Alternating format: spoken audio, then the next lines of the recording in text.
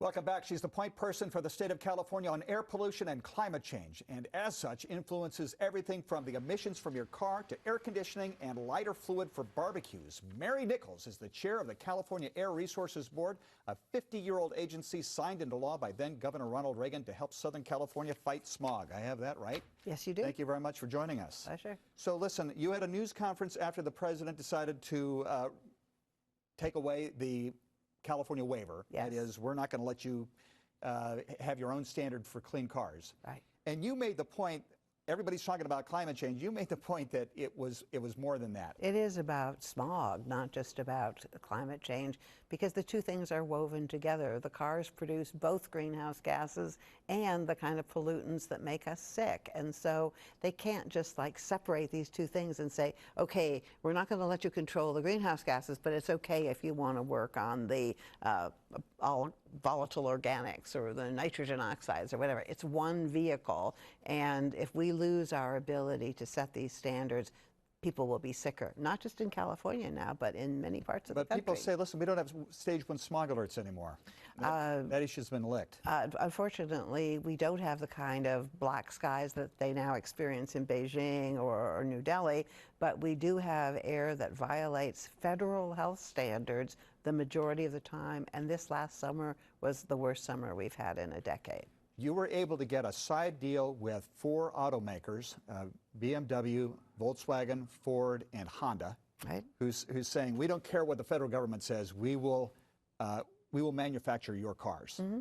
Are you anticipating General Motors and others to sign on to similar agreements? They may not ever want to sign because they're scared of punishment from this president. We've already seen what this administration has tried to do to the 4 companies that did announce that they would work with California. Suddenly they're being investigated for antitrust violations. There is no such thing as antitrust violations when it comes to talking to government about regulations, but that's okay. They got the letters anyway. So I think many companies are holding back in terms of what they're saying, but what they say to us, and I think they will say this in public, is they are not going to violate any standards. And the good news is that they're already manufacturing cars right now that meet the standards that are on the books. So in a sense, this is a little bit of a tempest in a teapot. So to that point, it could be moot if you're able to go around Washington and talk to the manufacturers themselves.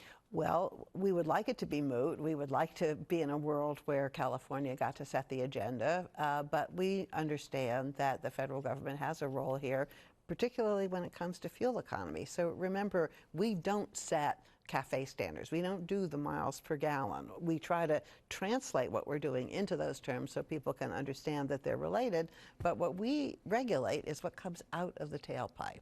The goal is 54.5 miles per gallon by 2025. That was the goal back in 2008 when it was set, yes. Right. Now, the president makes the argument, in order to achieve the gas mileage that you're seeking, the cars have to be lighter. And if they're lighter, they have less mass. If they have less mass, they're more dangerous in an accident. That this is about safety. It's not true. There's a factual issue here. Our law specifically says we cannot ban any type of vehicle, any class of vehicle, and we don't. People in California buy light trucks, they buy vans, they buy SUVs, they buy crossovers, and those cars are safer than they've ever been in history. The idea, though, that a car that isn't under the California standard is cheaper to produce, therefore cheaper to buy, and it's safer. So you'll have more people buying newer cars, which makes them safer. That's also what the administration says. Well, you know, as I tried to suggest before, one of the reasons why the federal government has not been able to come out with these new regulations that they're proposing is that they can't find a way to make a case for it. They tried making that argument, but they weren't able to support it with any economist or any other technical studies that would actually back up what they're saying. It may sound logical, but people, when they're actually buying a new car, should they be in the market for a new car, which we hope they are, they're not going to look at the $200 to $300 differential that's attributed to the safety features or the emissions features, and no one has ever said, that car just gets too good gas mileage. I don't want it. Would you like to see eventually the sales of cars with the fossil fuel engine banned in California? I hope we never have to go to that point. I think there's going to be internal combustion engines out there for a long time to come. I would like the change to the electric to come faster, though, because I think we now see that there are literally dozens of very, very attractive electric vehicles out there, battery, advanced hybrid, fuel cell vehicles, and they emit nothing, and they are quiet, and they are fast, and they're powerful, and they're good cars. And so it's a better thing for the planet if we make the change. Do ride-sharing services, Uber and Lyft, do they help with CO2 emissions, or do they add to them? It depends. If you're taking an Uber and the driver is driving a typical gasoline-powered car, driving around all day long, no, you're not helping. We need to shift these vehicles into zero. If California meets its goals for CO2 reduction, what would change in terms of global temperature? You wouldn't notice the difference. We are a small fraction of the total problem. So it's to set a model for others to follow.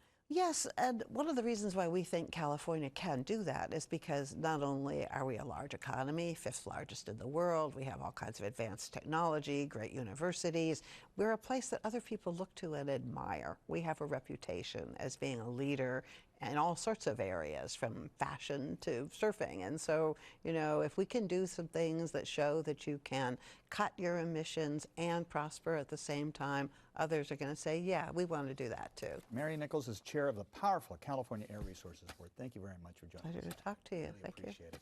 Up next, we get the political take on all of this from Dan Schnur and Jessica Levinson.